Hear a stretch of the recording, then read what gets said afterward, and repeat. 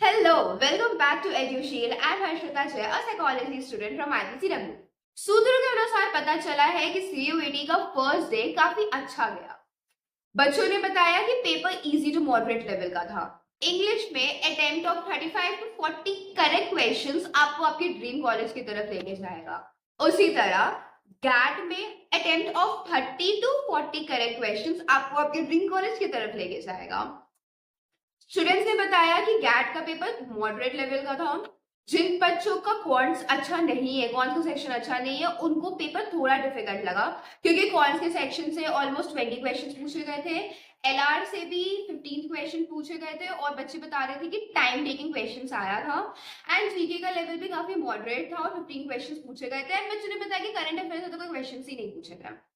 अब बच्चे बता रहे थे कि टाइम काफी इनफ था, मतलब देयर वर पीपल जो सॉल्व करने के बाद अपने क्वेश्चंस को अच्छे से रिवाइज किए थे। लॉजिकल रीजनिंग में ये सारे टॉपिक से क्वेश्चंस किए गए थे, जैसे कि series, non verbal, blood relation, direction, coding, decoding, classification. Classification बहुत इजी था। पता है क्वेश्चन ऐसा था कि 3 लिक्विड दे दिया गया था और एक सॉलिड था, उसमें बोला था कि इसमें से ऑड वन आउट कौन है। कि कितना सिंपल था।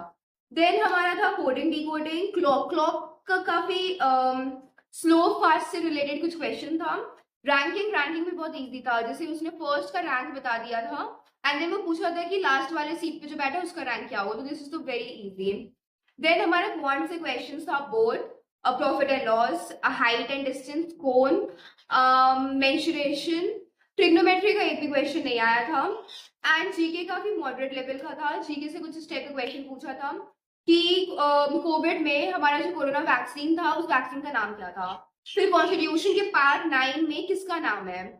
फिर biggest planet of solar system क्या है। क्लाउड फॉर्मेशन के बारे में क्वेश्चन पूछा गया था। कौन सा ओशन है जो कि Andaman and Nicobar island and Myanmar को डिवाइड करता है। बस और चंद्रयान से कुछ कुछ क्वेश्चंस पूछे गए थे। जहां तक मेरे स्टूडेंट्स ने political science, philosophy, chemistry, physics, maths, business and accounts का सवाल बताया है, वो सवाल देखिए भी ऐसा लग रहा था कि पेपर काफी इजी लेवल का था। तो an attempt of 35 to 40 correct answers आपको आपके ड्रीम कॉलेज की तरफ लेके जाएगा। ओवरऑल आज का 13 मई का पेपर काफी इजी रहा है। सो हम लोग उम्मीद कर सकते हैं कि शायद 14 और 15 का पेपर भी इजी ही रहे। पीवाईक्यू से पेपर्स से क्वेश्चंस रिपीट किए गए हैं, तो पीवाईक्यूज अच्छे से सॉल्व करके जाए।